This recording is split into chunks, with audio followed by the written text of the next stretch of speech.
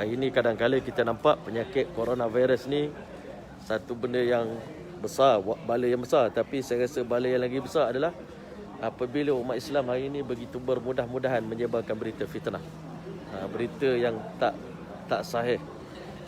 Kita tak bunuh orang tu hidup-hidup, kita tak bunuh dengan pisau, tapi kita bunuh dengan fitnah. Masya Allah kan?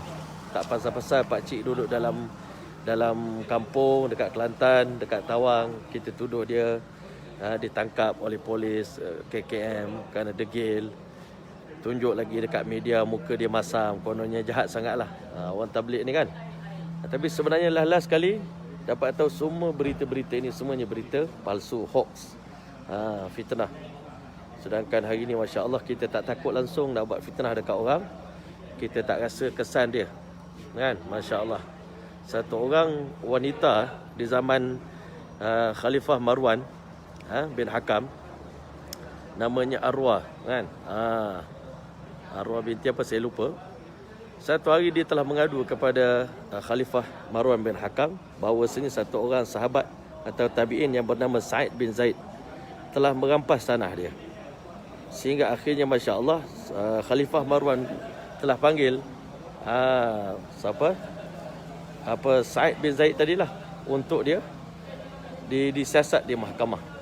Masya Allah, siasat di mahkamah, betul ke tidak dia ni menzalimi rakyat jelata sebagai orang yang dilantik sebagai gubernur di negara tersebut. Adakah dia betul-betul menzalimi?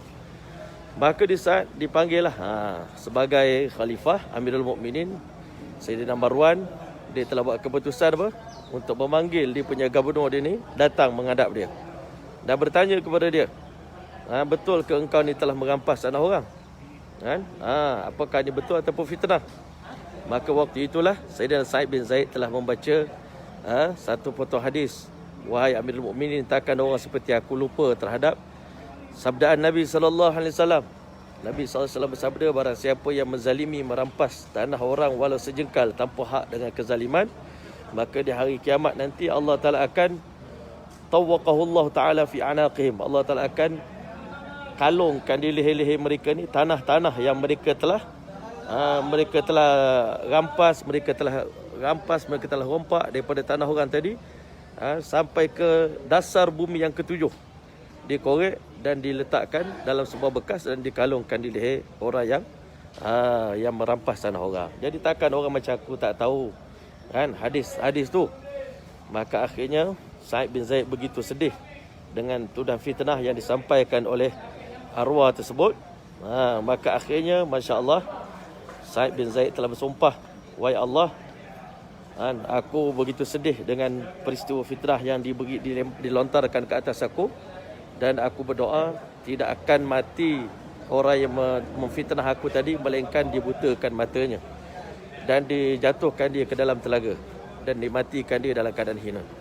Maka akhirnya Masya Allah, perawi hadis yang meriwayatkan cerita ini, dia mengatakan belum sempat mati orang yang membuat fitnah tadi, maka akhirnya aku telah melihat sebelum dia mati matanya telah dibutakan oleh Allah, dan pada hari dia meninggal dunia dia dijatuhkan oleh Allah dalam keadaan telaga, dan akhirnya dia dimatikan oleh Allah dalam keadaan begitu mengaibkan, memalukan.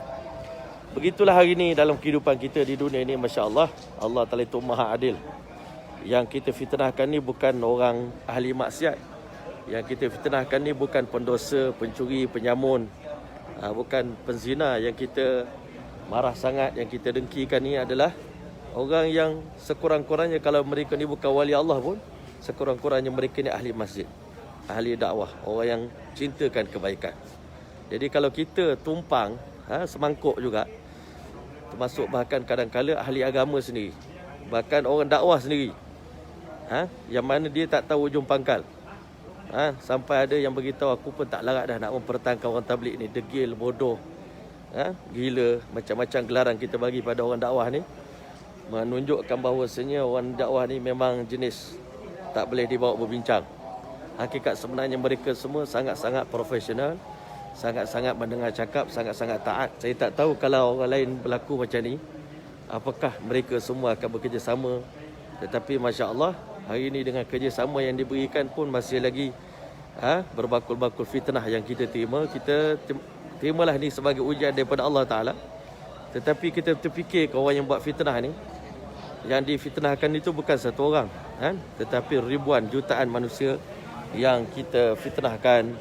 Kalau berita itu betul, kami mengaku, kan? Kami minta maaf kepada semua rakyat Malaysia, kan? Di atas kekalutan ini, kita mengaku. Tetapi banyak benda yang hari ini berita yang tersebar dalam media, sosial media ni, kita dah tahu dah.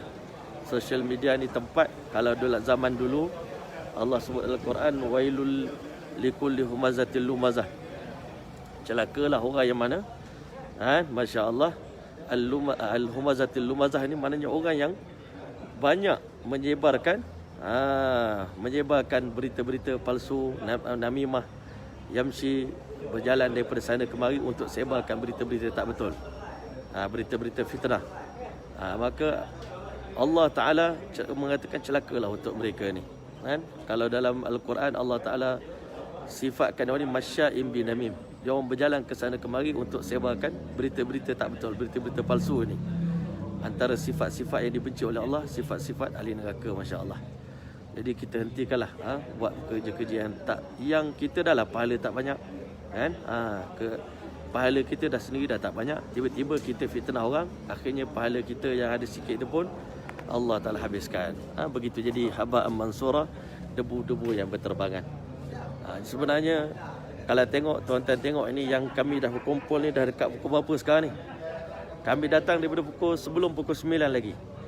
Sampai sekarang ni baru orang pertama dicek. Orang pertama memang terbaliklah mas saya ni. Terima kasih yang menegur. Mas saya terbalik, sepatut pakai ni ke atas. Ada? Saya? Oh, Ustaz Khairul Zaman. Jadi kita hentilah sifat yang tak baik yang Allah Ta'ala benci dalam Quran tu, kita berhenti. Kalau boleh nak dapat berita-berita tu sebelum kita sebar. Hari ni penyakit dalam Facebook ni, penyakit dalam WhatsApp, kita nak jadi orang pertama yang menyebarkan berita. Nak jadi orang pertama yang menyebarkan cerita supaya kita dianggap sebagai orang yang paling ke depan dalam teknologi, paling ke depan dalam dapat berita yang terbaru. Itu je sifat kita sebenarnya. Sebab hari ni kita dah terbiasa dengan sifat sifat itu. Mana berita yang paling sensasi. Ustaz, jazakallah khair, ahsan jazak, barakallahu fiik. InsyaAllah selesai dah Ustaz? Alhamdulillah. Mudah-mudahan InsyaAllah negatif, insyaAllah. Jadi insyaAllah ta'ala kita dah terbiasa. Jadi kita terbawa-bawa sampai berita-berita sensasi sekarang ni, masya-Allah. Dulu masa mula-mula virus ni datang ke Malaysia, tak ada sangat kita nak beria, nak mencanang berita-berita macam ni. Tapi bila berlaku benda ni pada orang dakwah, jadi kita jadi satu keasyikan kita pula, keseronokan kita pula untuk kita sebar-sebarkan berita ni. Sepatutnya orang Islam, pakak-pakak kita ini menganggap ini bukan masalah orang tabligh, ini masalah bersama, kan? Masalah kita bersama, kan? Masya-Allah, bukan masalah orang tabligh saja, ini masalah. Kalau orang tabligh ni tahu benda gaib, dia orang pun tak akan pergi istimak tu. Allah Ta'ala pun suruh Nabi SAW beritahu, qul la amliku li nafsi naf'an wala dharran illa masya-Allah. Katakanlah wahai Muhammad kepada umat kamu, aku tidak memiliki manfaat dan mudarat ke atas diri aku, illa masya-Allah, melainkan apa yang Allah Ta'ala kehendaki. Walau kuntu a'lamul ghaib, kalau aku tahu benda gaib, lastaksartu minal khair, aku akan lebih banyak lagi buat kebaikan daripada sekarang ni.